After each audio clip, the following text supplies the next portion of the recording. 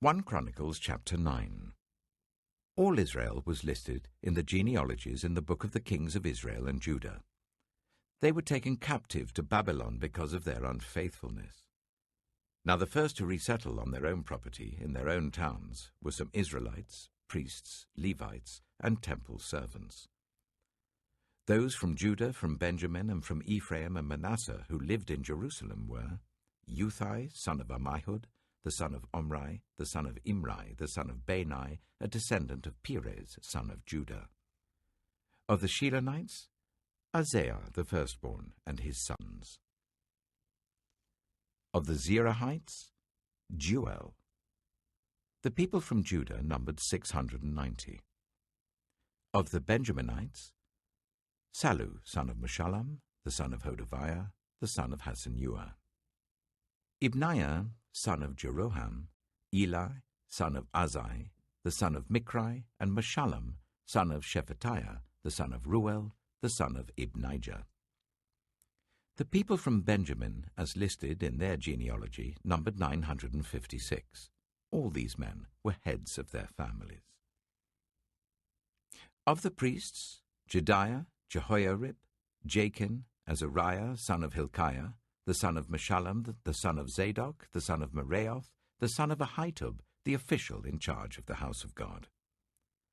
Adaiah, the son of Jeroham, the son of Pashur, the son of Malchijah, and Maasai, son of Adiel, the son of Jazerah, the son of Meshullam, the son of Meshillemeth, the son of Immer. The priests, who were heads of families, numbered 1,760. They were able men, responsible for ministering in the house of God. Of the Levites, Shemaiah, son of Hashub, the son of Azrikam, the son of Hashabiah, a Merarite, Bakbakkar, Heresh, Galal, and Mattaniah, son of Micah, the son of Zichri, the son of Asaph, Obadiah, son of Shemaiah, the son of Galal, the son of Jeduthun, and Berechiah, son of Asa, the son of Elkanah, who lived in the villages of the Netophathites.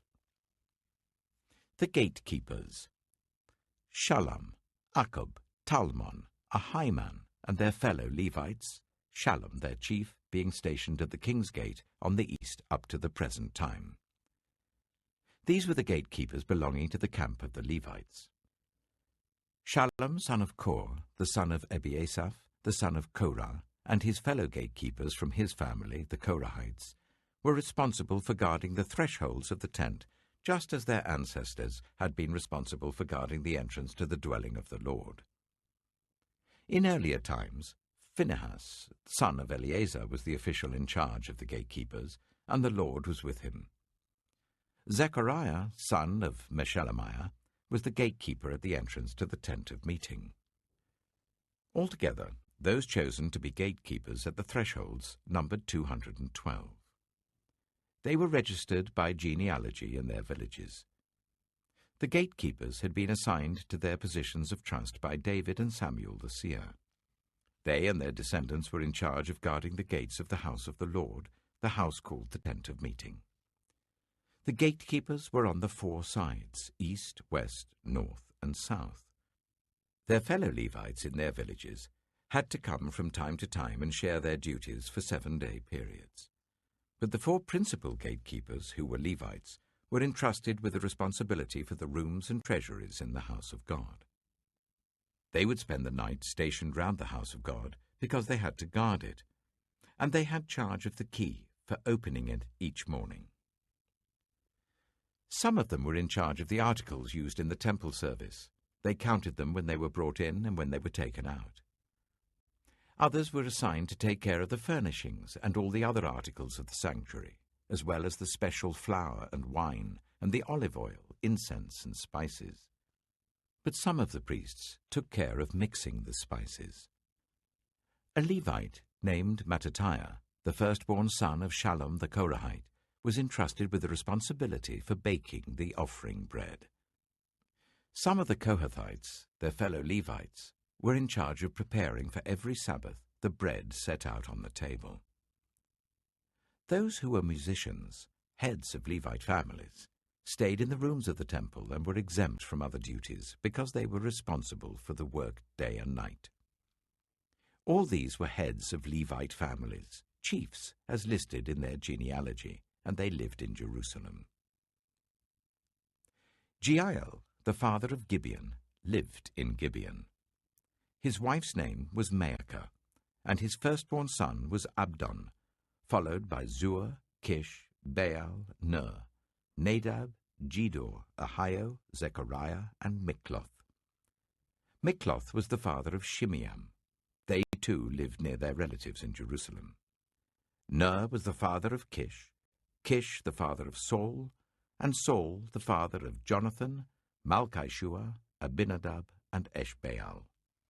The son of Jonathan, Merib-Baal, who was the father of Micah. The sons of Micah, Pithon, Melech, Teriah, and Ahaz. Ahaz was the father of Jada. Jada was the father of Alameth, Azmaveth, and Zimri was the father of Moza. Moza was the father of Bineah.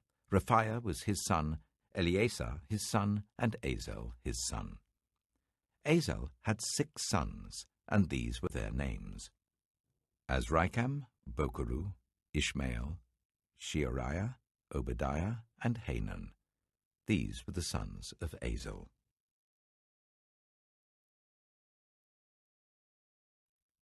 1 Chronicles, chapter 10.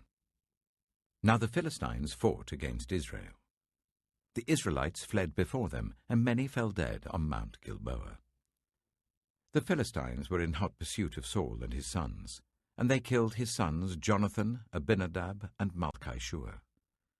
The fighting grew fierce around Saul, and when the archers overtook him, they wounded him. Saul said to his armor-bearer, "Draw your sword and run me through, or these uncircumcised fellows will come and abuse me." But his armor-bearer was terrified and would not do it. So Saul took his own sword and fell on it. When the armor-bearer saw that Saul was dead, he too fell on his sword and died. So Saul and his 3 sons died, and all his house died together. When all the Israelites in the valley saw that the army had fled and that Saul and his sons had died, they abandoned their towns and fled, and the Philistines came and occupied them.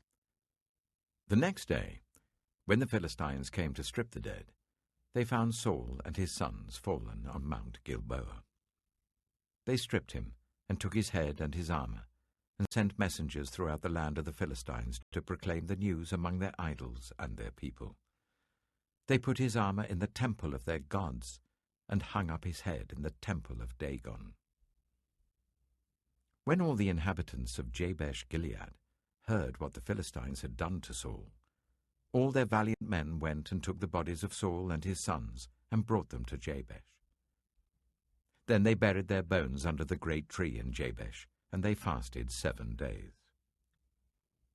Saul died because he was unfaithful to the Lord. He did not keep the word of the Lord, and even consulted a medium for guidance, and did not inquire of the Lord.